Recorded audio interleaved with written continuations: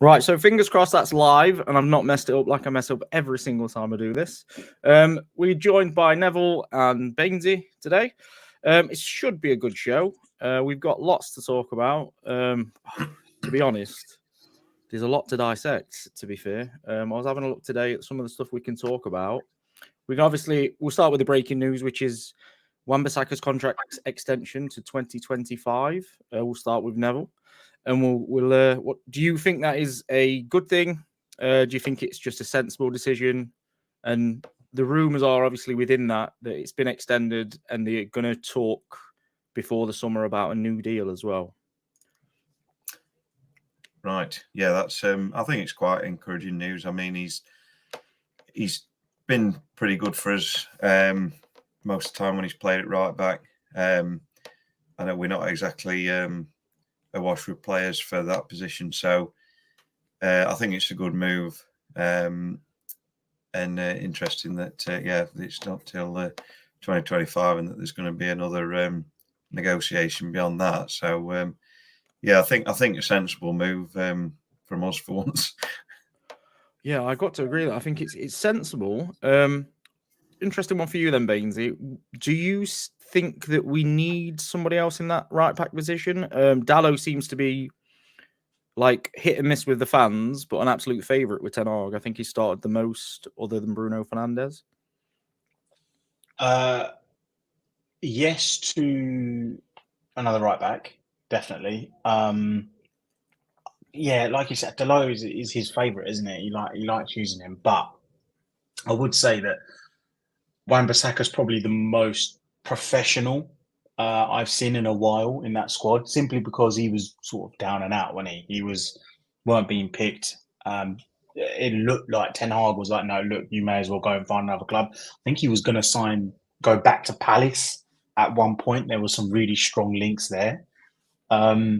But credit where it's due, he's knuckled down. He hasn't gone out, and we'll speak about this with Sancho, but he hasn't gone out in the media and said, oh, this, that, and the other, and I'm not getting a fair chance. He's just knuckled, no social media posts, nothing. He's just knuckled down, got his head down. Well, all right, fine, I'll play myself into the team. And, most footballers now, especially professional footballers, they get their chance when their, let's say, competitor for that position gets injured. And I remember, was it Dalot got injured and then Wan-Bissaka came in, and then it was like, whoa, oh my God, where's this come from? But yeah, I think it's a good idea not to renegotiate a brand new contract, but just to extend. I wouldn't say he's letting the side down. And of course, we'll get onto this, how Ineos are going to restructure the club, but I think it's just an easy and a quick win. Just extend the contract. He's obviously good enough for Ten Hag and what he's been doing the last couple of seasons, and I don't think it's a bad idea. We probably do need to recruit on a right back. I still think we can do better than Dalot and Wan-Bissaka.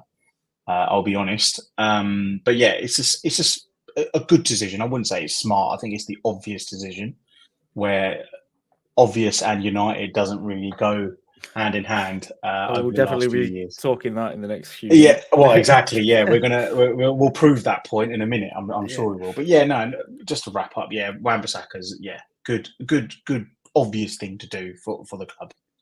So we've got obviously a couple of more players in terms of the possible contract extensions. So I've just been reading. Obviously, Lindelof has agreed a contract extension.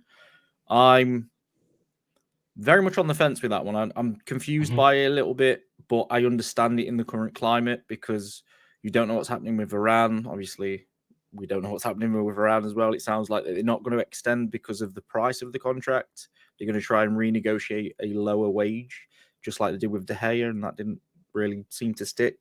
So what about you, John? Do you think that Lindelof's signing good, bad? Do you think Varane...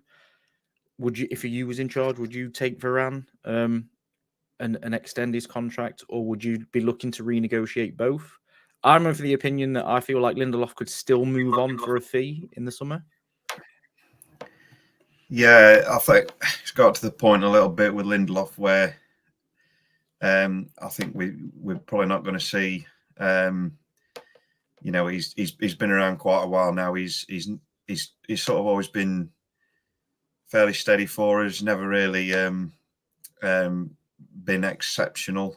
You thought with who we've brought in more recent seasons that he might have been one that they might have moved on even before now. So yeah, I think the extending his contract that is a little bit of a surprise.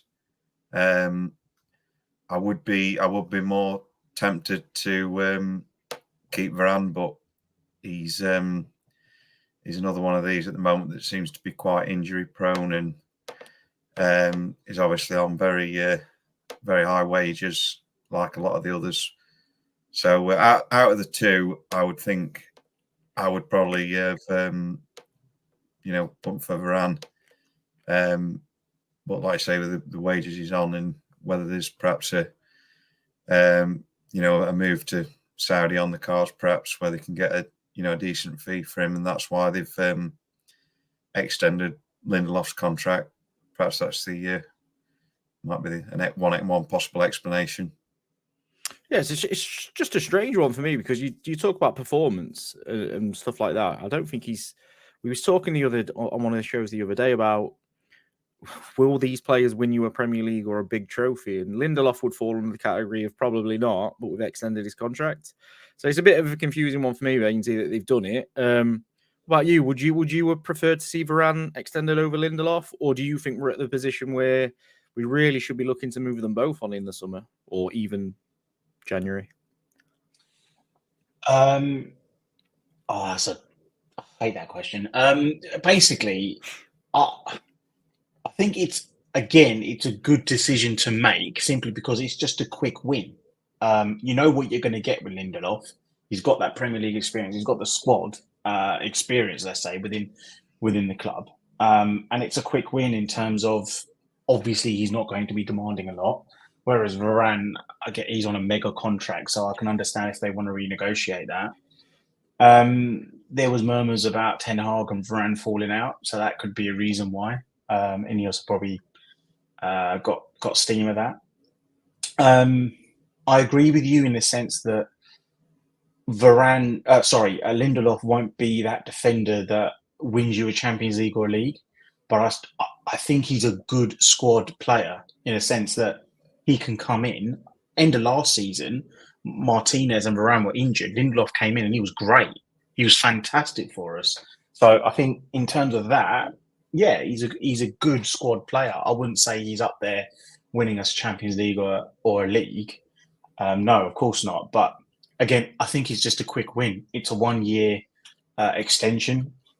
They'll probably relook at it. I doubt they would move him on. I doubt they would keep him on longer than that 1 year and then probably move him on.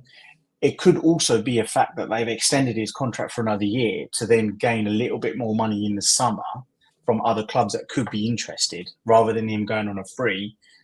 They've obviously triggered that clause to extend it another year, which then adds a little bit more value to him if they do come and sell. So yeah, it's just a quick win. I don't think Ineos are going to come in, especially in this January window, and go, right, you're out in the mid-season.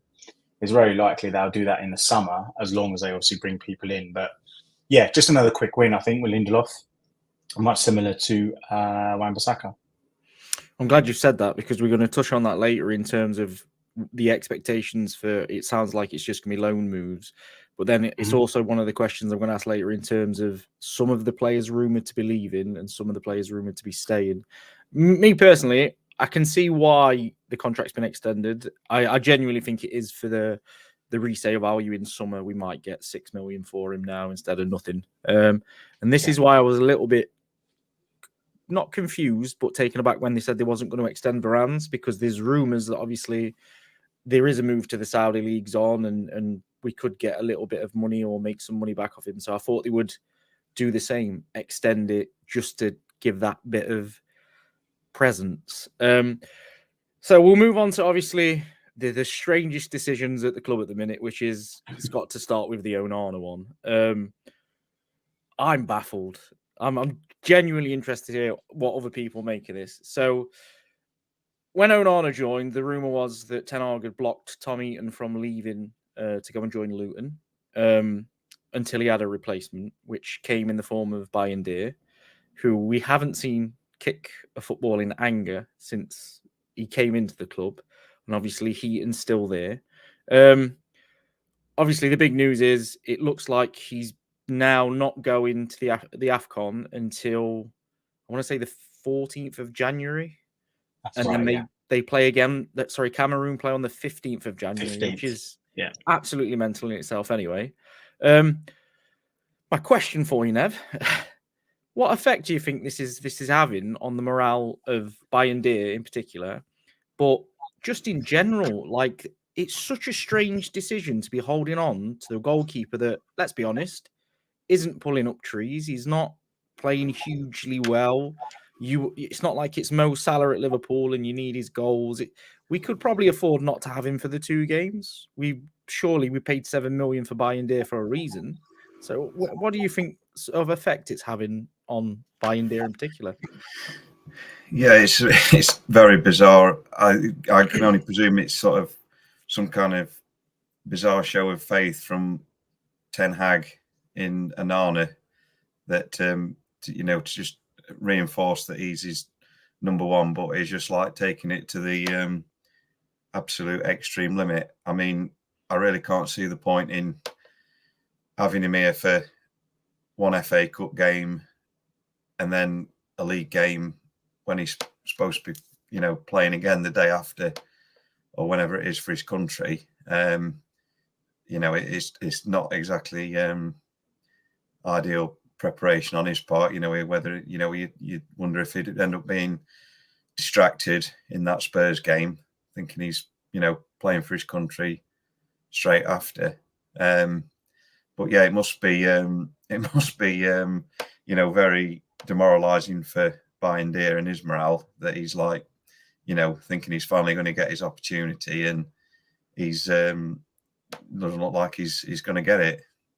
I've got a question for you then as a match goer, right? And this is a question I've asked a couple of people that come into work and they're match goers. If he now plays an Onana in the FA Cup and he drops an absolute clanger and we go out, and then he plays him against Spurs and he drops another clanger, surely the pressure on Ten Hag then is absolutely massive because of this massive show of faith for a really unnecessary reason. Yeah, absolutely. Yeah. He's setting himself up for a big fall, isn't he? In that regard, if he has another howler in either or both of those games, then Ten Hag's going to look like he's going to look very very silly for doing that, isn't he? I think. I'm hoping now I've said that, by the way, that he drops 2 absolute worldies, keeps us in both games, and I look foolish. So Bainesy, obviously, what you think of the effects it could have on Bayindir in particular, and do you think this would be more understandable if Onana was in like top form? Yeah. It's there's no question about it. If Onana had a few more clean sheets, if we're still in the Champions League, because no doubt, his mistakes did cost us to come out of that. If he was in, if we saw him as that, what we actually initially thought we were going to get, which was that, sweeper keeper. I know he does it at times, but then this amazing shot stopper, etc. It's a no-brainer. You keep him as long as you can, and then you send him off for his games or whatever. But the thing is with this whole ordeal, I personally think this is just blown way out of proportion. I don't think Onana is really that bad for us to then go bring in our number 2. Also, has anyone actually seen our number 2 play? I know we've seen Tom Eaton, fair enough, but has anyone actually seen our number 2 play? He played in the Turkish league. Now, I'm going to wager that there is a lot of people that do not spend their time last season watching the Turkish league, right? No one knows. It could be a possibility that he might be just shit. Has no one got to that he just could be really shit? The club paid peanuts for him. Let's be honest, 7 million quid is nothing nowadays for a player, they've probably gambled on him and gone, right, let's get him in, for whatever data that they may have had, the scouting team may have had. Let's get him in for 7 million and see how he gets on. And then Ten Hag's looked at him and gone, absolutely no fucking chance. Yeah, so that's surely this is another question that I had on here. Because I've seen bits like I've seen a compilation on Twitter and it does not look good. Yeah. Well, I've seen one on Twitter where it looks absolutely woeful, and I've seen another one where it looks half decent. So it's obviously a mixed bag. But my other question, so you can answer this one, Baines. It seems you've touched on it. Is go on. I basically said, why have we bought a keeper for 7 million, but we've sold VTech and we've loaned the other goalkeeper that we have. It might be the other way around. That we're more than capable of holding that position if that's what was going to happen. If Onana was going to play every game, why didn't we just keep one of the young lads that looked like they could play with their feet? It makes the decision all that more baffling. Yeah, of course it does. But then at the same point, that this keeper that I can't say, is it? How do you say his name? Bayindir, right? Yeah. So if Bayindir, he's coming at a point where Ten Hag hasn't actually probably seen him. Now, this is the same recruitment and scouting team that made a massive meal out of the Mount situation. This is the same scouting team that looked at apparently 800 right backs, and they chose Aaron Wan-Bissaka. This is the same scouting team that went out and got Højlund when their max budget was 60 million and they spent 72 on him. The same scouting team that went on and got Anthony. I know Ten Hag had a massive say in that, but you got to look at this and think, hang on a minute, and there's a reason why they've gone now, or what they're changing all that up. So it's thanks, Bayindir. Yeah, that's I like that. So I really don't know. It doesn't make any sense to me. And obviously he's got his faith in Onana. He chose him. He's come from Ajax. He knows him. He's been, he recommended him to the club. That's fair enough. And also he's probably his favourite. So you can pick and choose your favourites.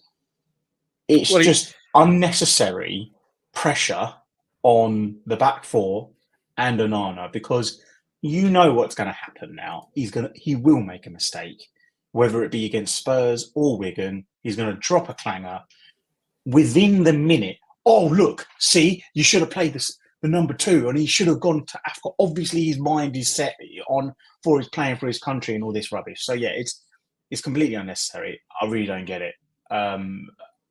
But my theory is that we don't see the training, we don't see what he's like, so he must be just shit. That's what I'm getting from this. If he's blindly picking Onana, who hasn't been great, so that's what I'm getting from it, at least anyway. Yeah, I honestly, I just find it so strange. The other point I want to make on it, and then we're going to bring in John, who's kindly waiting backstage, is I don't think it's good for AFCON in general. This would not happen if it was a World Cup goalkeeper, if it was a Euro 24 goalkeeper. They would go, and then that would be that. They wouldn't be players hanging back until the 2 weeks into the tournament, the day before it kicks off, after the training camps and everything, waiting to go to the country. They'd be gone. They wouldn't be none of this. Oh, well, it was amicable. So I think it undermines AFCON in general as well. And the club shouldn't be a part of that. The club should be saying, look, we're supposed to release him. Just let him go. We've bought a goalkeeper for 7 million. We've got Tom Eaton. There's an agreement. Just let him go. Why? I've not seen Liverpool kick up a fuss to keep Salah. And if you're going to, that's what you should be doing. So yeah, we'll see what John's got to say on this one. We'll bring John in. Evening, John. Right in the deep end. Good evening. Happy New Year to you all. I hope you all had a good Christmas. Did you hear all that, John? Yes, I heard most of it. Yeah. So what do you think on this whole Bayindir and Onana? It's just strange, isn't it? It's one of the strangest things I've ever come across in football with the whole Onana situation. I think it's a problem of his own making. We signed him, and he probably would have been told that he wasn't initially going to return to international football unless that's the point I've missed off. Yeah. He was retired when he signed. Yeah, exactly. and then he wants to join, and now all of a sudden he's in bad form. He thinks, I might lose my place, so I better fight for my place. I mean, if I was Cameroon, I'd give him an ultimatum. If I were them, I'd say, well, you either join us or you're out the squad. Ultimately, that's what I would do if I was Cameroon. And if I'm buying Day, I'd be calling a meeting first thing tomorrow morning with Ten Hag and saying, what's your plan for me? When am I going to get a game? I'd actually give him an ultimatum and say, if I was buying Day, I'd say, if you don't play me in the FA Cup against Wigan, I want out. Honestly, I would. Can you imagine as well? Let's go on a hypothetical and say that he does start against Wigan. So Onana's held back, and then Bayern Deer starts against Wigan. Can you imagine what the Cameroon FA is going to be thinking to that as well? What is going off here? So he's guaranteed to start the next 2 games. Yeah, exactly. So it's baffling. I mean, he'll definitely play against Tottenham, Onana. But for me, if you're buying Dave, I don't know if you're Cameroon. Like I said, I would have said no. You join with the rest of the team, and if you don't, then you don't come. And if I'm buying Dave, I'd just say, look, if you don't play me against Wigan, I'm not going to get a game here. I want out. Ultimately, because I want to play football, and I understand being the number 2, but if you're not going to play me in cup competitions, there's no point me being here, is there? And like you said before, Heaton was kept back until we had a number 2, and then now we're not playing the number 2. I mean, it must be appalling in training or something. I don't know. I just think it's got to be that. It has to. There's another side to it. I would also add. We had the perfectly dependent, and he won the league with Shakhtar Donetsk last year. And I know it's only pre-season, but Kovar played well in pre-season, and he looks very solid. And for me, I was like, maybe he wanted first-team football, but he's gone to Bayer Leverkusen. He's their second-choice keeper there. I don't understand why we didn't just keep him, because he looked more than capable of being a decent number. So I know it was only pre-season, but he looked solid. He was coming to claim for the ball. So for me, I don't know why we just didn't keep him, to be honest. But that's the lad that won the title at Sparta Prague, isn't it? Was it? I thought it was Shakhtar Donetsk. He won a title, didn't he? Yeah, I think it was Sparta Prague. Right, right. Yeah, it's Kovar, wasn't it? Sparta Prague. Okay, so he won away. He won a league title. He then came back. He played a few games in pre-season, and he looked solid. He was coming for crosses. He looked solid, and for me, I wouldn't have minded him being the second choice.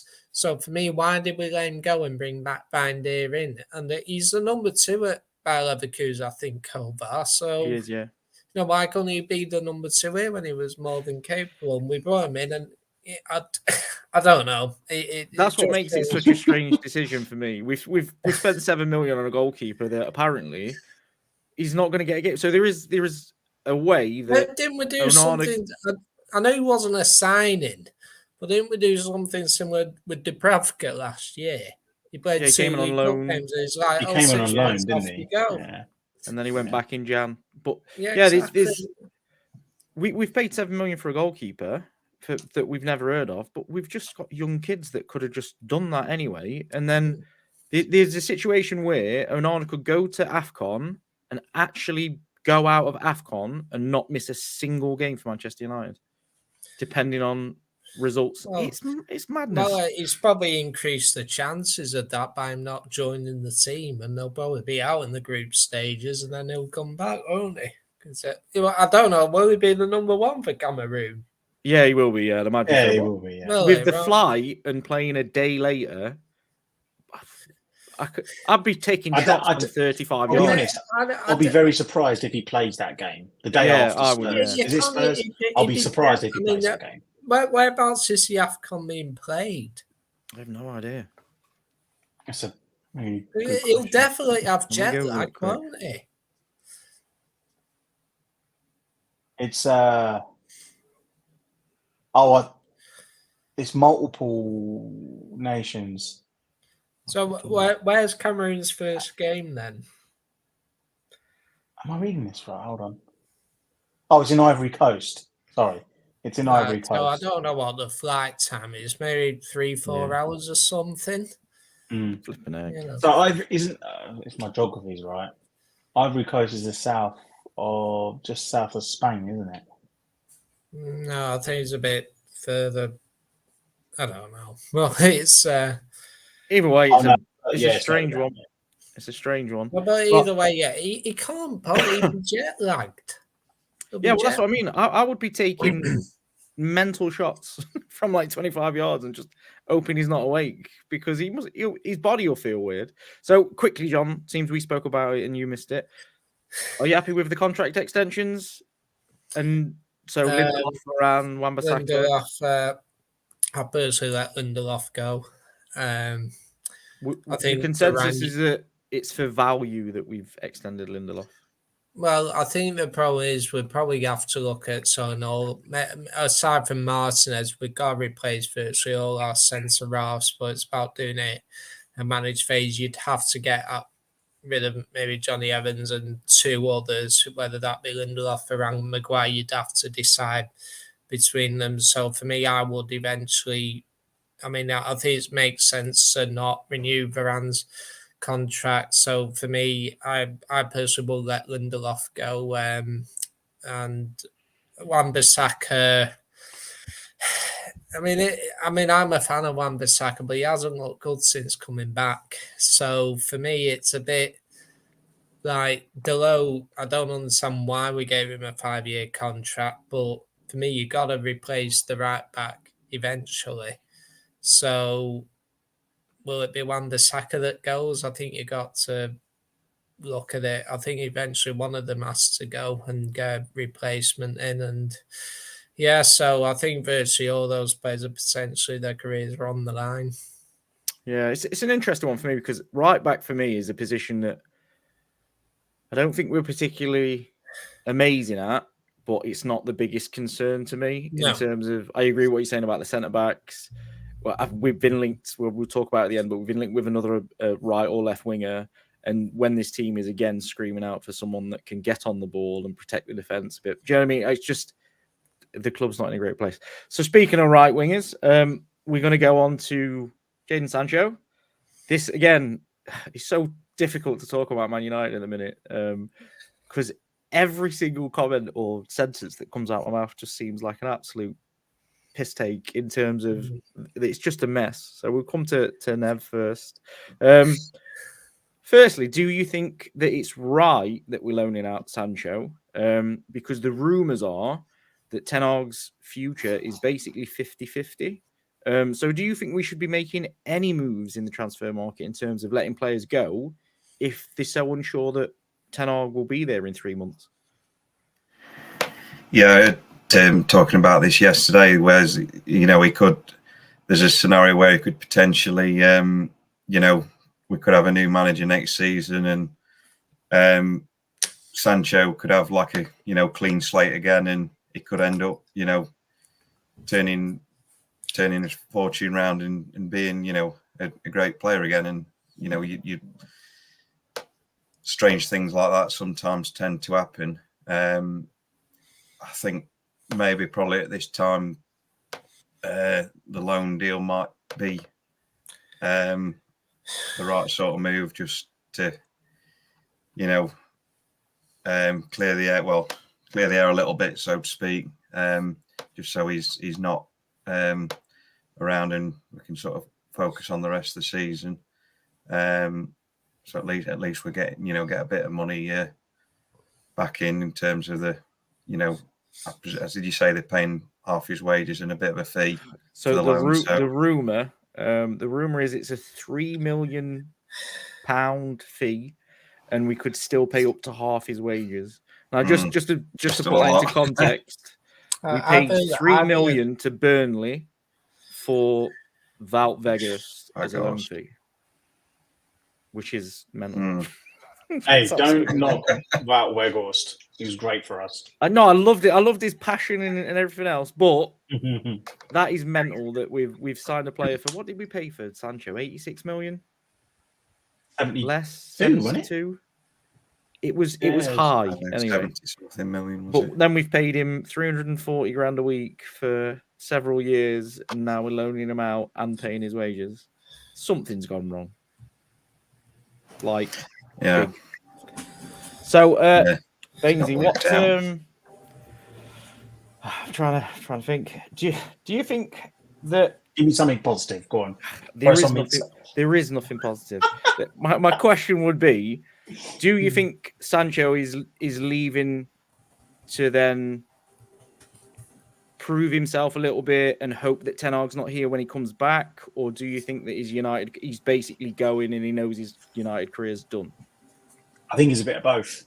I think deep down he wouldn't mind staying at the club, earning 350 grand a week. He's probably looking at the results and going, "Oh, is he going to be here?" Especially now Ineos are in, and we've seen all the reports about how Ineos don't really want to get Ten Hag involved with the recruitment. Not to also mention that they're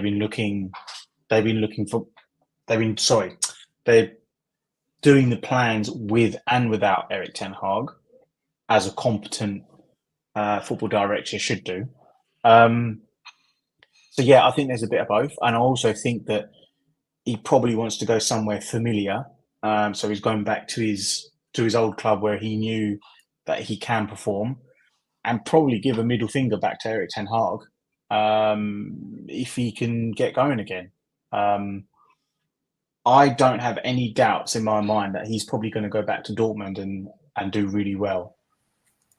He'll be in a new environment with a familiar club, with probably familiar people that he's worked with. Yes, we're looking 3 years down the line, but he obviously wants to get out of the club. He obviously wants to play football, and he's incredibly stubborn. Is what I think. Look, I wish him. I was one of the people that when we signed him, along with many people, I thought, "Oh my God, we're getting an absolute diamond here." And I know we spent 70-odd million and whatever. I genuinely thought that he was going to rip up the league. Obviously, it didn't happen. I really don't know the extent of the story in terms of who's right or who's wrong. I think both of them are right and both of them are wrong. If I'm both being Erik Ten Hag and Sancho in this situation, I don't think both of them haven't handled this situation very well. But look, he needs to go. He needs to go. At the end of the day, a player can't come over the manager. There's been way too much player power at the club recently. So I think that if Ineos do hand him out on loan and say, all right, fine, we'll take the hit and pay half his wages, it's either you pay all of his wages or half. What would you rather have? So yeah, it's not a good look. It's really not, and it's certainly something that the whole club does not need. But I mean, what really can you do? He doesn't want to play under this manager. We've got a way out for him, and his old club want to pay half his wages, and he'll go out there. By what other way? He could go out to Dortmund, do really well. Erik Ten Hag might not even be here in the summer, and he comes back from a half a decent pre-season, let's say, and a new manager works with him. So really, we don't know. Hindsight's going to be a wonderful thing, I imagine, in about 6 months. So let's see how we get on. But he shouldn't be near the club at the moment. I don't think it's good for him or the club or anyone. No, around I him. think it's a good decision in terms of what you're saying there. The deal's not the best, but he could go away and have a solid 6 months, and we might get £50 million from him again in the summer. Exactly. On the flip we'll side, have value on him. You've got to hope that he does go and do something and does bits, and then maybe we can find a buyer for him. Or even then, and this is a question I'll ask a bit later. What is his future at the club? So, John, what do you make of the whole Sancho thing? Me and Stu sat on a show. It was just after the argument had happened, and we said unequivocally, I would then go to Sancho after the game, and I would tell him that he was starting the next game. Seems he's got such a big mouth and thinks he's so good, and if he doesn't bang me in an hat trick, then I was perfectly fine to criticise him. Do you know what I mean? Do you think Ten Hag's could have controlled it better? Do you think there's more of a problem with Sancho than we like to think? I don't think Ten Hag's done anything wrong. I think He's got it spot on. For me, goodbye, good riddance. You've not performed at United. I think he's done at United. If he is successful at Dortmund, I'm sure they'll agree upon. I mean, there's rumours whether they might do a 30 million deal or something. And if he does well, good, get rid of him. I don't think he'll play for United again personally. And I think with this new ownership, they'll prioritise exit. I don't see any future for Sancho at United. And if he does pull it up at Dortmund, I mean, I'm a believer in never go back twice, in my opinion. So he might not be as good at Dortmund. And he says he hasn't played 4 months, so match fitness wise, he won't be up to scratch for a good few weeks probably. And if he does perform, then why didn't he do it in the United shirt? That's the question, and only he can answer that. He can't blame Ten Hag. He can't blame Ollie. He can't blame Rangnick. It's only himself to blame. And for me, there's been players that haven't been as skillful as him, but have done a better job. I mean, you look at players like, Dan James, for example. He's obviously not as technically gifted as Jadon Sancho, but you'd say he had a better United career, wouldn't you? Because he did a job to a degree. You can say the same about someone like McTominay. Again, not technically skilled, but he has produced it on certain occasions. When has Jadon Sancho ever won United a game? Okay, maybe he scored the first goal against Liverpool, but, he's had the odd game here and there, but I can count on both my hands how many good games he's had for United. It's hardly any, and for me, I just think he's done. Off you go. I don't think there's any future for him, and I think it's encouraging that all these players are on big contracts. Slowly but surely, we're starting to see a good few of them go out the door. That's why De Gea went, Ronaldo went, potentially Varane is going. It's definitely a tactic. Yeah, it's definitely a tactic, and who knows, maybe Rashford might be next. But I just think it's it's. I think slowly but surely we'll starting to get the club back to where it should be, with this takeover, if you get the right people in position. But for Sancho, I can't see him having a future here. Right, okay, so I've got a question. He might even be done in the Premier League for a while.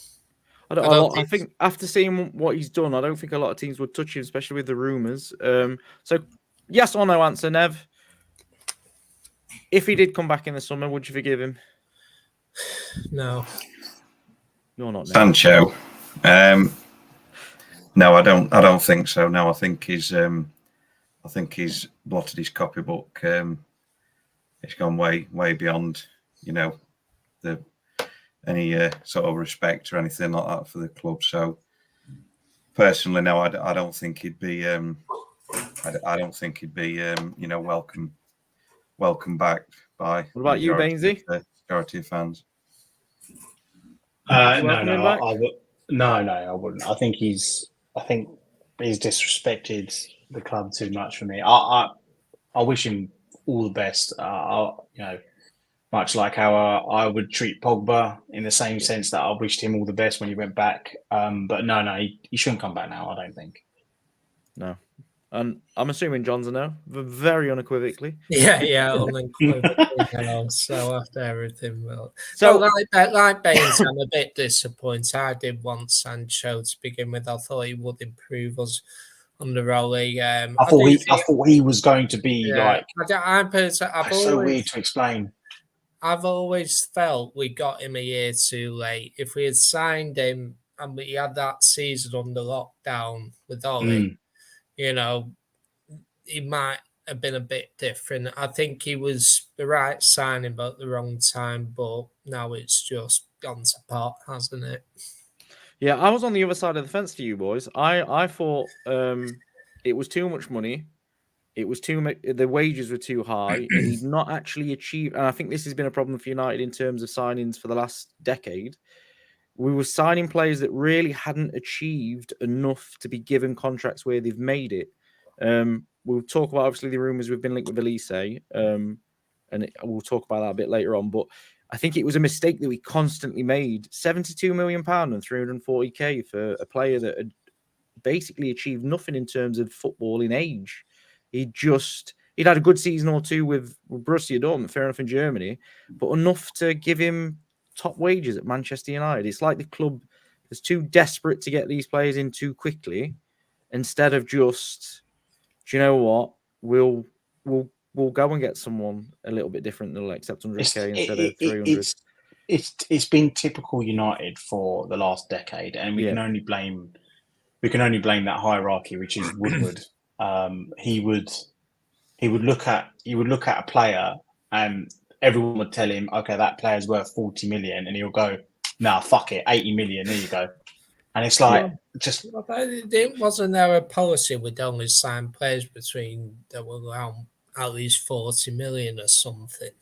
It was something like that. That's why I don't get it. The last 10 years, I mean, you can have it's just we've had this constant argument with rival fans about how the money is spent. We don't care about how much is spent. It's where it's going.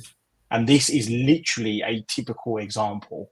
£72 million or 350 grand a week on a player that hasn't really achieved much. I know he's young and whatever, he's got that potential, but come on, no other club's doing that apart from us. Coughing my guts up. Bainesy, you froze. If you wanna drop out and come back. Sorry. Yeah, it looks funny. Is it all right now, or is it? No, you like this. Okay, right. Hang on a minute then. Probably the best moment last year was on the women's channel, and I was on a show, and this guy, I can't remember who I was on with, and he just literally walked out midstream when Barry was asking him a question. What, just because he had froze, or it just happened? Yeah, he froze, but literally, and then the camera caught him just walking out the back and slamming the door. And Barry was asking a question. It was one of the He's best. like, I've had enough of this. When Baines comes back, so I was one of the people, and I fell for this trap, like hook, line, and sinker. There he is, back already. So just say, I fell for this hook, line, and sinker. So I fell into the trap of, it didn't feel like Ten Hag had given Sancho a proper fair shot in comparison to, let's say, another favourite, which would be Anthony. And I genuinely thought that. And I thought, I'll get the stats up to back up what I'm saying, right? So, and these are just from the Premier League. I can tell you that I did look at both, and they're still quite close if you include all the competitions. So in the Premier League, matches played for Sancho was 26. For Anthony, it was 27. Starts was 21 to Sancho to 25, Anthony. The goals for Sancho was 6. The goals for Anthony was 5. Sancho's assists 3. Anthony's assists 4. They both had 9 goals and assists. The chance creation was 4.2 and 4.3. It was literally close in every single metric that it was done. So I don't understand now, seeing this, how Sancho could possibly complain about favoritism, because he was given literally the same chance to produce as Anthony, and he just I swear he was only coming on for like 20 minutes at a go. We discussed it backstage. So Sancho played 1,686 minutes in the Premier League in 22-23, and Anthony played 1,982 minutes. So it's literally the equivalent of 3 games. And then the irony of it all was he put that tweet out when Anthony was just going off a few weeks because of personal issues. Yeah, he's an idiot. Wasn't it? I mean, Sancho is an idiot. Like, first of all, you don't come out on social media and say that, right? okay, he did it. But then second of all, even if you think you're right and your ego is too big for yourself, just say sorry. You don't even have to fucking mean it. Just say sorry. Just say, you know what, boss, my bad. Okay, it's all good. Let's put this under the carpet. Let's brush this under the carpet. You tell me what I need to do. You just make sure that I get my chance. That's all you need to do. You can fucking hate the bloke. I'm sure there's players out there that hated Fergie and that hated Pep or hated Klopp, but they'll still have an ego check and go, all right, cool. No, he's the one that's going to make these decisions. Do you think Calvin Phillips will like Pep Guardiola? No. Yeah, but you don't see Calvin Phillips coming out and going, I want minutes. I want this. I want that. One day he might say, "Oh, Pep, he was horrible to me," or something. He was a twat. I mean, exactly. Yaya Toure. Future, you might, and Etu and Ibrahimovic. You know, there's a few players that have come out and say, "I can't stand Pep Guardiola. I fight for Mourinho." You know, like I just think it's embarrassing. Some degree, and you know, Poch criticised that Chelsea player recently, and you know, people say, "Oh, it's not modern management." It's happened constantly, and Ten Hag, compared to what Pep said about Calvin Phillips, what Ten Hag said was nothing compared. I mean, and by the way, he just said he wasn't training well enough. I mean, Pep said Calvin Phillips was overweight. He also said that Núñez isn't training and isn't as good as he thought he was. Guardiola can't play the position as well as he thought he could. So yeah, it is a bit of thingy. So I want to move on from Sancho anyway. So I've got the records up for the Premier League for Anthony and Sancho. Anthony's played 41, 4 goals, 2 assists. Sancho 58, 9 goals, 6 assists. Which I'm sorry, I think they're both really poor in terms of wingers for Manchester United. Oh yeah, it's absolutely. I bet shocking. if I check Dan James's, it's probably better than that. Yeah, but the thing is with Dan James, I don't think we got enough really snippet with Sancho. The thing is, Dan James defensively, he was fantastic. He was brilliant. He worked so hard on that right hand side, and it always with wingers, especially, it always goes unnoticed. Salah does a fantastic job doing it. All the big wingers, like the big Prem wingers, but they produced the goods by scoring goals, making them whatever, or moments of magic. But what a lot of people don't see with the wingers is defensively how well they play as well. And Dan James was great. In fairness to him, Anthony's quite good at it as well. Yeah, he is. I'm glad you said that, John, because I've got the stats up for this. He's in the top 10 for defensive tracking back. Yeah. And interestingly, he's in the top 4 for players under the age of 24 for progressive passes. And I've said this a lot about Anthony. He's very much a Ten Hag system player, and we're not playing that system. So that's why he's struggling, in my opinion, because we're not playing anything like what he's used to. Well, that's what I mean. And I think we got players. It's a dysfunctional team that we've got so many players who are suited to play different systems. That's why we don't play as a team. Like the way Anthony and Mount play is very different to the way Bruno and Rashford play. With Rashford and Bruno, it's instant, it's quick. There's no kind of in-game management strategy. If you're under pressure, let's just keep hold of the ball for a bit. You know, it's like one way of playing. And whereas Anthony, it's like, he's a system player very much. So, I mean, he should still produce more and put the ball in the box more and that kind of thing. So I just think the problem is we got a team of players who used to play in different teams under different managers, and it just looks dysfunctional. Square pegs, round holes, isn't it? That's the problem. Right, we're going to move it on, Nev. We're going to move past the Sancho stuff, and we're going to look at something more positive, like our world-class signings that we're going to get in January. So the two that have been linked, Timo Werner or Choupo-Moting? Which would you prefer? It's not very inspiring, is it? The names that are sort of being thrown around at the moment for potential January signings. I suppose out of that, maybe you'd pick Werner because he's probably the Premier League experience, although it was pretty shocking when he was at Chelsea. At Stoke. We're overdue a signing that works out in our favour, aren't we? So if we do get somebody like that in, then you never know, we might just get a bit of luck and they might just win with a few goals. But I can't see a lot of activity happening with the players that we've hopefully got coming back from injury. Now, by the looks of it, there's probably not going to be the amount of activity I wouldn't have thought this transfer window. I'm going to ask a question about that later. Can you imagine if Motip comes in and scores like 15 between now and the end of the season? Fucking brilliant. Where do we put his statue?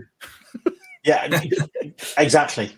Yeah, honestly, if he comes in and scores 15 goals, genuinely, I'll buy a shirt. I'll buy a Stoke shirt with his name on it. So I've got a question for John. And this is nothing to do with Man United or anything in general. But surely, Chupa Motip has got the best agent in world football. Yeah. It's got to have any Stoke, PSG, Bayern, now Man United, possibly.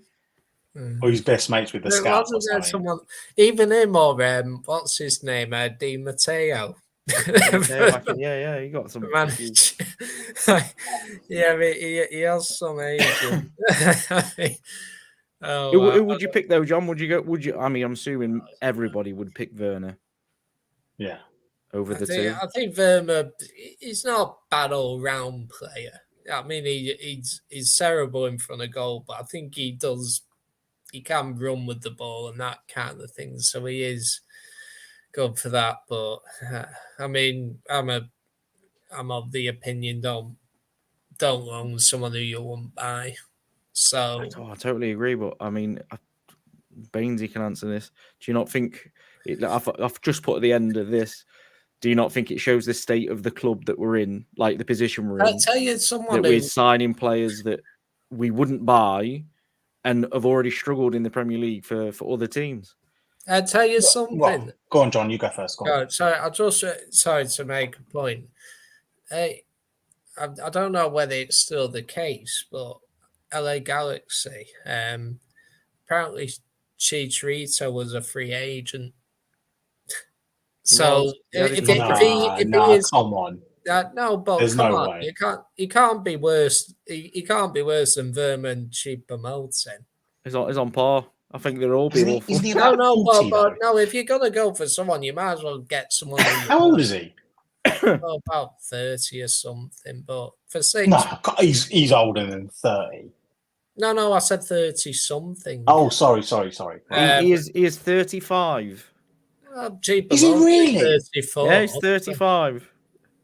He's Premier League proven. Yeah. Oh, God.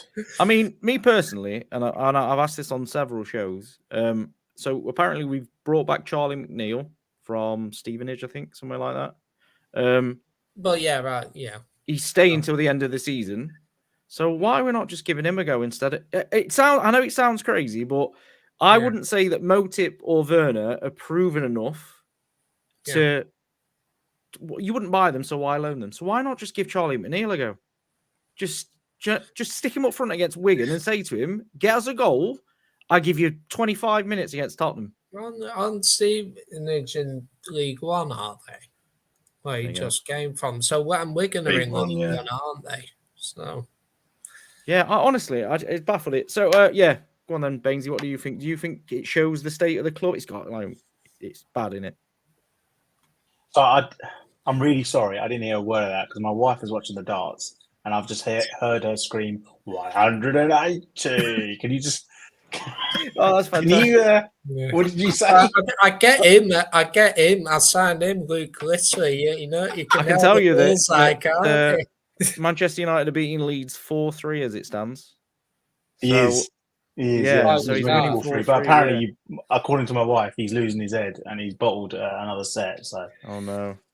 The expert darts watcher who's only been watching darts for about 20 minutes. Yeah, it's literally since this lad's come onto the scene.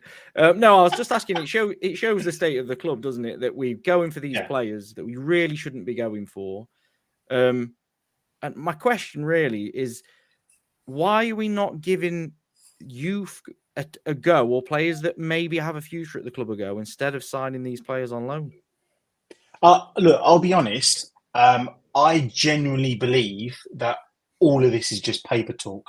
I think it's just. I hope you're right. No, I know I'm right, because as far as I'm concerned, Ineos have the whole. They have the whole control of the football. Why the fuck are they then going, okay, you know what? We have control of Manchester United. Let's go and talk to the media and see who we're going to approach. There's no chance. There's no chance in hell that's happening. I'm sorry. It's not. I think it's all paper talk. I think it's just getting the headlines, getting the clicks, getting us talking about it, everyone else talking about it. Because I personally think that Werner is. I don't think there'll be any leads in January. The media is interested in a move. It's all just creating a stir. So everyone starts talking about United again, because at the end of the day, they're the ones that bring in the clicks. I genuinely believe that all this is just paper talk. There's plenty of good reporting happening. I know a lot of people aren't fans of them, but Muppeteers, I always keep saying them that Ineos's plans are, they're working in the background. They're not going to go talk to the media about who they're thinking of signing on loan. As far as a lot of people are concerned, especially on that Muppeteers Discord or whatever, or their Twitter account, they've been saying that there's not going to be anything coming in January. As far as it's concerned, they're sorting out the top first, and we've seen a lot of reports about Brailsford and Mitchell coming in. What's his name? Jean-Claude Blanc, Mitchell. The guy from Newcastle. Ashworth. Dan Ashworth. They're going to come in. The most important thing is basically to sort out the top first, and then in the summer you have your overhaul. You get there might be a few outs in January. I imagine Van der Beek, maybe Martial. Oh, he's already gone, isn't he? Yeah, exactly. Yeah. So I think there's going to be a few outs. In terms of the huge overhaul about signing strikers, centre backs, midfielders, wingers, right backs, whatever, that's all going to come in the summer. I really don't think anything is going to happen in January, and I think it's all paper talk. So whether or not you choose for the topic of the conversation, Werner or Choupo-Moting, then I'm choosing Werner, but I don't think it's going to happen unless a serious injury happens. Then maybe, but that's how we got Weghorst last year, wasn't it? We were struggling. Oh no, it weren't Weghorst. No, Weghorst was because Ronaldo went. It weren't Weghorst. Who was that midfielder we got? We got in the midfielder. Sabitzer came in. Ericsson got the injury. Ericsson went out, didn't he? Yeah, so Sabitzer came in. I think there could be something like that happens. Maybe if hopefully he doesn't, but Højlund might get injured, or I don't know, we might have a centre-back go or something, then yeah, fair enough. But I can't see us getting anyone in January, even if it's a loan. My issue, John, with up front in particular, and this is why I agree. I think most of it is clickbait, and it's to get us talking about the club, etc. But there's a very big worry for me that Højlund's just not ready to lead the line every single week, and he needs a little bit of backup. So, do you think that we'd be tempted to like if it was your choice, John? Do you think we'd be tempted into bringing somebody on loan, or would you? I mean, Dave's put a point about Hugo. He signed a 2-year deal, and it looks like he's going out on loan. Would you be tempted to just throw one in and say, do you know what, we're struggling, see what you can do? A bit like Van Gaal did with Rashford.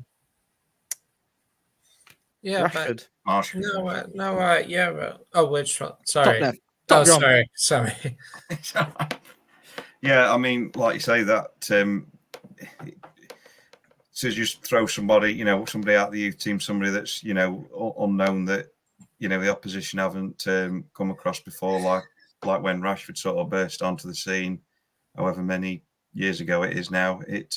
I would do that. I mean, for where we are halfway through the season, there's nothing to lose, is there? Really, we've had a poor first half of the season. We're out of Europe, so we might as well just give somebody a chance, and they might end up being a revelation. It's got to be worth a shout. I mean, obviously, Hoyland's been he's obviously, well, he got his goal at Villa at last, but other than that, he's struggled.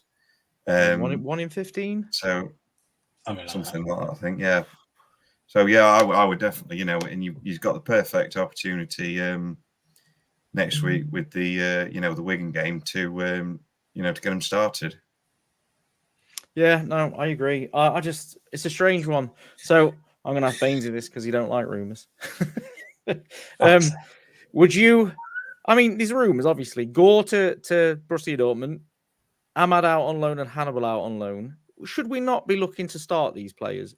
Like John said, with the state of the current season, other than a run into the FA Cup final, surely this is, if you think Ahmad's got a future at Man United, throw him in for a few games, irrelevant whether we win, lose, or draw. Give him a bit of experience, the time to show what he's about. Surely it's better than loaning him out and again, continuing to play McTominay out of position, continuing to play Anthony, who's bang out of form. Do you know what I mean? What would you do?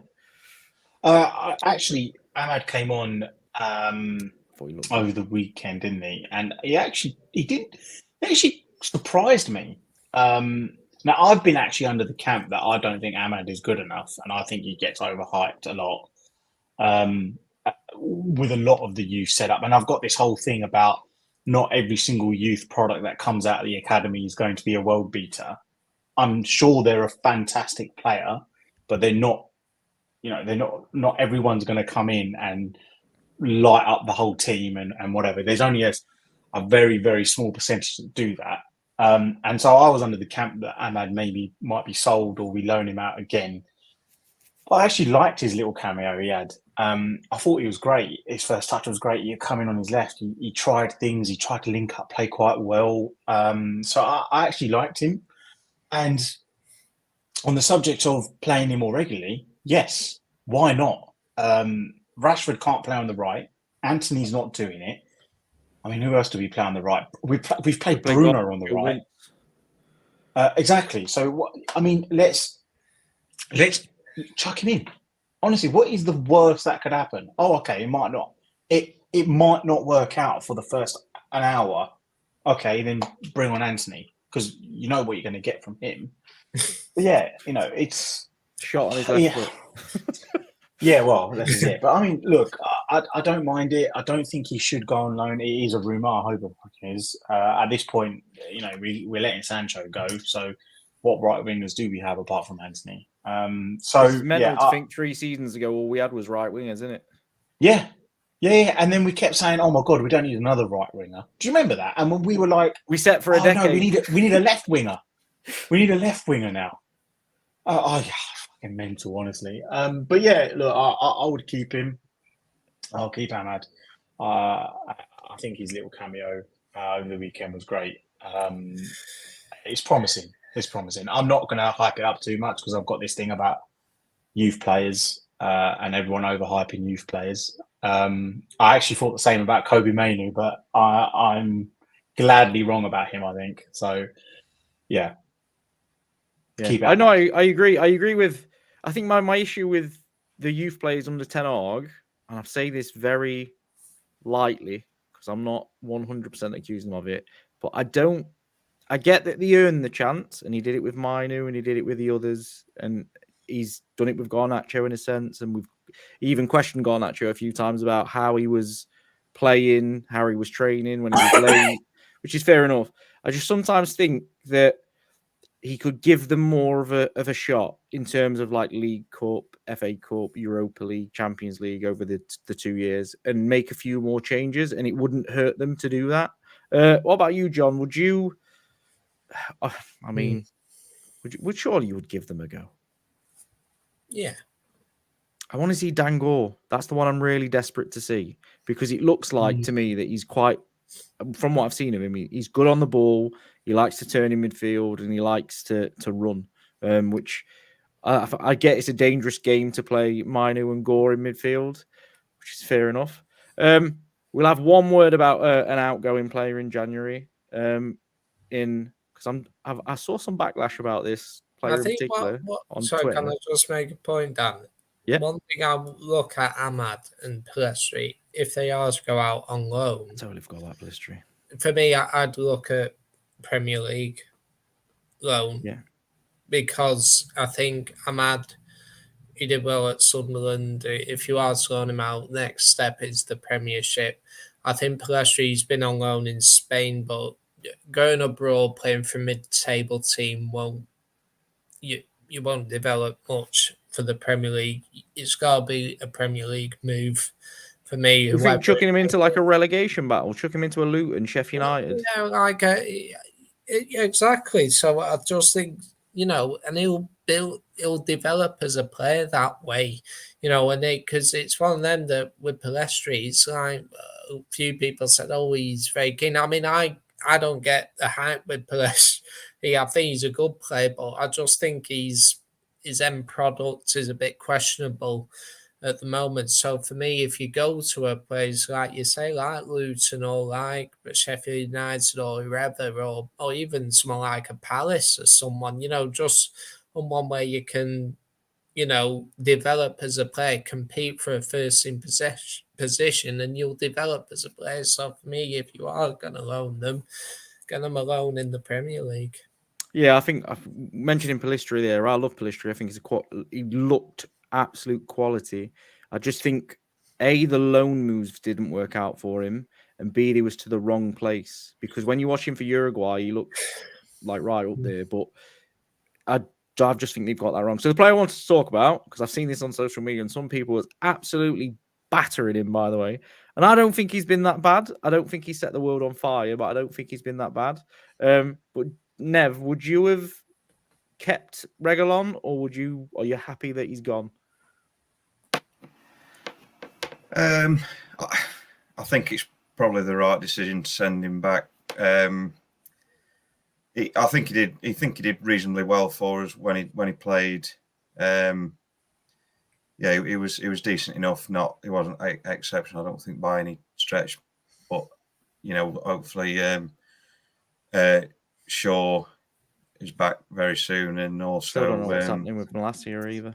Malacia, I presume, is probably not far behind as well. You would think, if that's the reason why he's gone back, or maybe whether it's another financial, reason why they've had to send him back. Perhaps, I don't know, but he wasn't a bad player at all by any stretch. About you, John? I don't know whether you was one of the people that was hammering him or not. I wasn't hammering him, but I did say on the tweet, like, goodbye, good riddance, off you go. So, yeah, that sounds like hammering to me.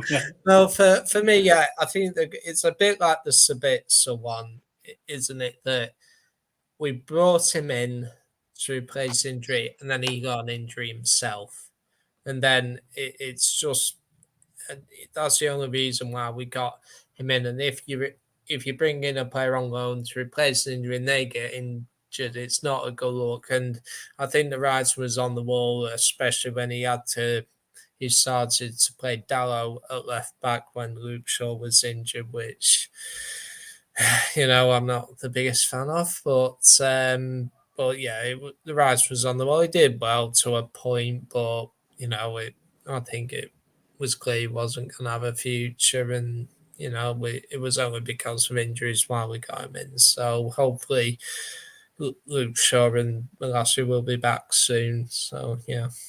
What about you, Bainesy? Gonna stick with my yeah. No, good riddance, man. Just fuck off. I mean, look, he was all right. He was all right. He was good. He showed a bit of heart and showed a bit of passion, but that's not enough to really warrant you to stay there. He was literally an emergency loan because Luke Shaw had a really bad injury, and Malacia had actually a really bad one as well. So, and then he got fucking injured as well, didn't he? Anyway, yeah. Look, he put on the shirt. he tried his best. That's really the only thing you can really wish for. Is he good enough? No. Is Luke Shaw good enough? Probably not. Is Manasseh good enough? Don't you let Tony Aim say that. Listen. I like Luke Shaw. I do. Right, and we need to look better now. If we really do want the cream of the crop, we need to get better. We need to get better wingers, better fullbacks, better. We need every single position, bar maybe Hoyland, Bruno, on the cusp. Every single position should be looked at and gone, how do we make this better?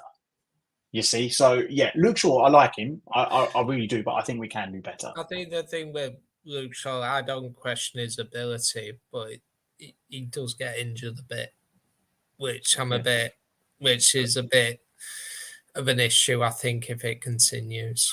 I totally agree with Bainesy, though. We said it the other day. Obviously, everybody knows I am a massive Maguire fan, and I backed him for everything. And I always said he'd come good. And but if you said to me, "Do we need to sell Maguire for the squad to improve?" Of course we do, because he's not at the level that's going to win as a Premier League. So if you're looking around to improve, and I said this is an uncomfortable conversation for my United fans, because you've got to admit that we're not a top 4 team anymore, and it's been that way for a decade. Even though we finish in there somehow, sometimes some of this squad, irrelevant of name, might have to fall by the wayside to do that. If Tenor wants to play around the football, you need to rip up the whole thing. Yeah, you need to rip up the whole thing and start again. The first thing I would do if I was Ineos, right, get a list of all the team players and how many years they've been here for. And I think if you've been here for a number of years, like, your career's potentially on the line. And for me, if you failed under 2 managers or 3 or 4, you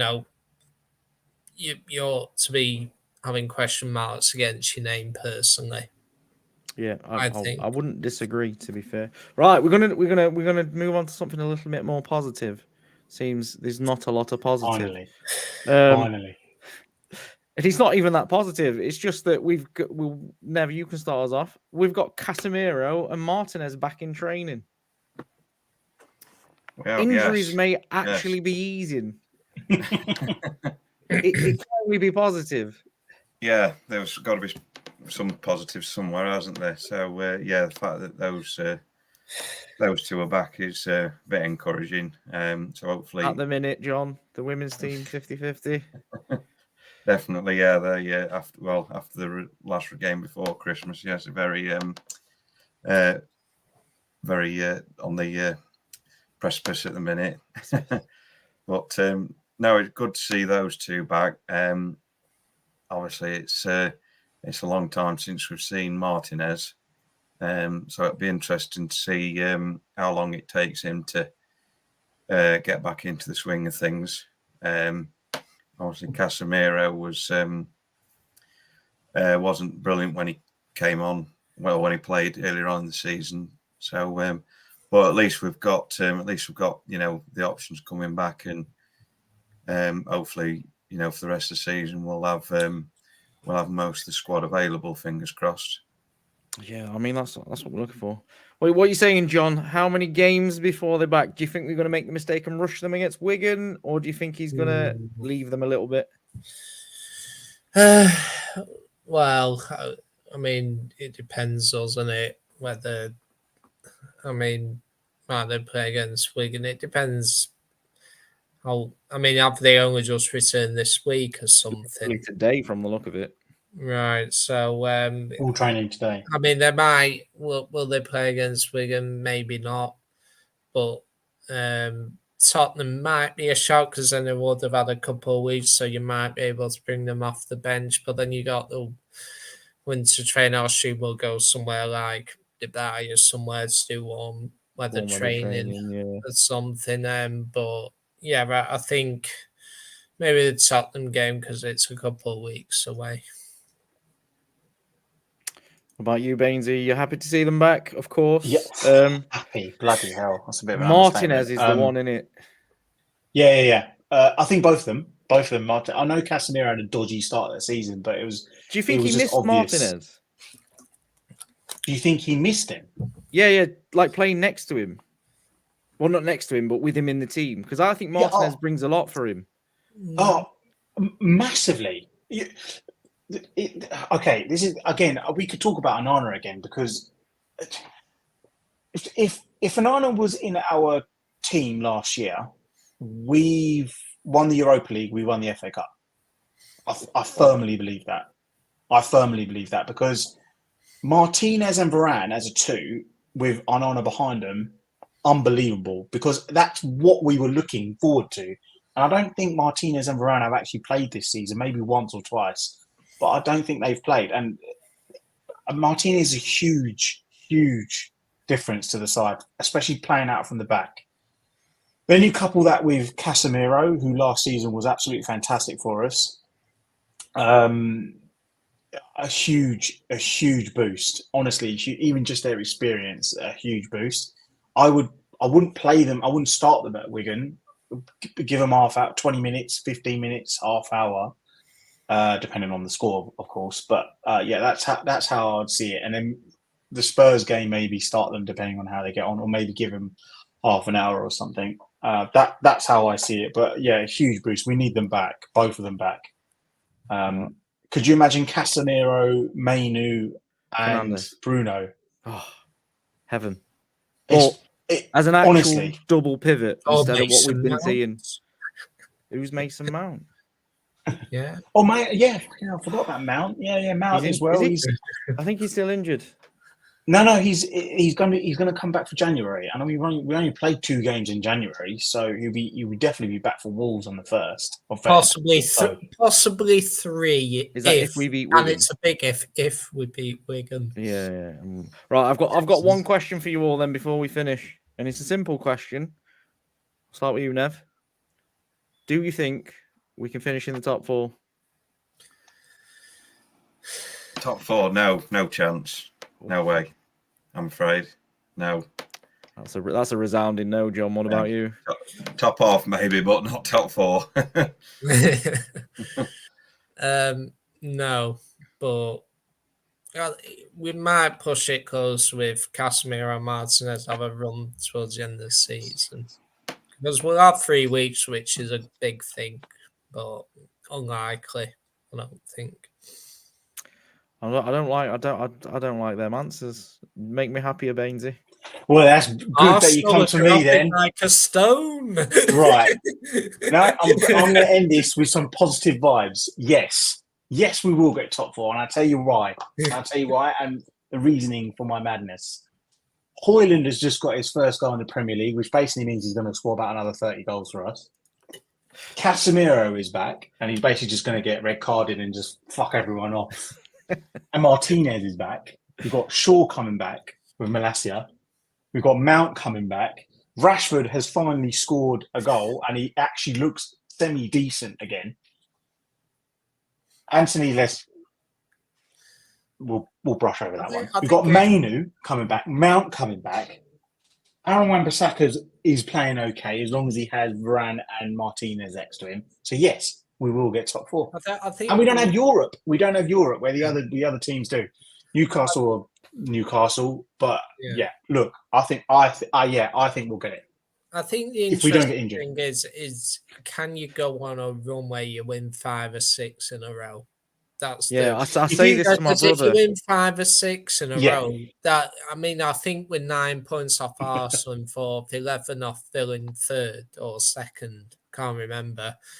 But if you win 5 or 6 in a row, you'll probably be only within 3 points of the top 4 then. So, it's all a big... If I froze again? No, you're not froze. You was. Oh, freaking hell. It was the smelling salts that got me. Generally, I actually clip it. We'll get top 4. Oh, I'll clip it. Don't you worry about that. John is spot on. We're 9 points away from Arsenal. We've got negative. And they're dropping like a stone, aren't they? They've got plus 17, and we're 11 points behind Villa. Forget about City, but I mean Villa 11 points. They've got the you beat them. If they were, you beat Villa, That's a 3-point swing. It's a 6-point swing essentially. I mean, Right? you look at Villa. They lost a 2-goal lead to us. They drew at home to Sheffield United. They've also got Europe, and they only just beat Burnley at home as well. So it's kind of like at some point, and it'll be the same for Liverpool. The Thursday night thing is a big issue, and they'll have to prioritise what to go for at some point. Yeah, Klopp's definitely going to do that. I said that Liverpool would do well this season, and I'm unfortunately right. There was something about them. Do you think they'll win the league? I had them finishing second.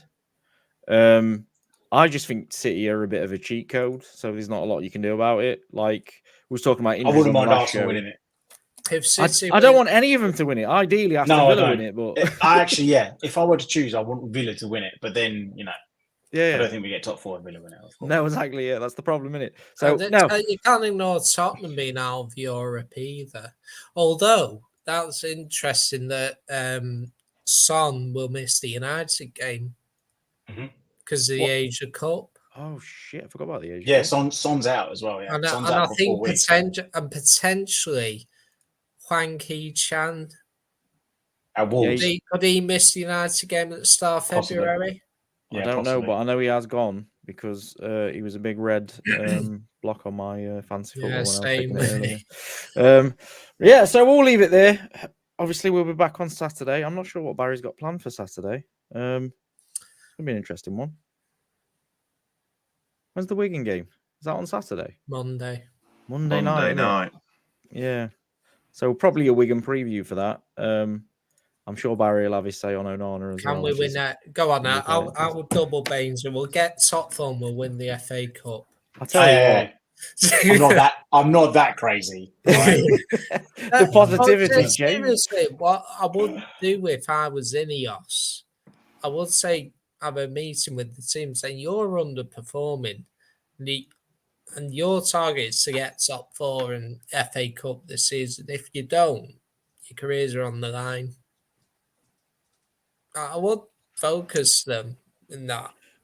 Well, they've got to do something because otherwise the season's just going to. I can't remember the last time the season you got to get saying you're all equal and you're just one individual in a team. If you don't, our target's top 4. If you don't get it, don't be surprised if you're out. That's what I would do.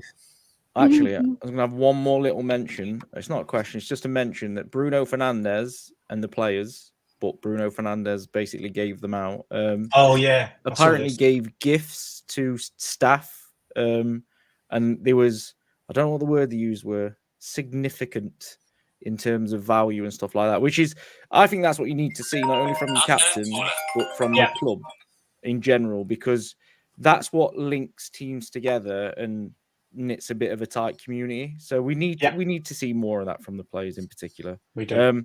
It's going to be positive. We'll see what happens. I'm definitely going to get this exit right because I've not got it right once. So we'll call it quits there, and then we'll see you on the next show.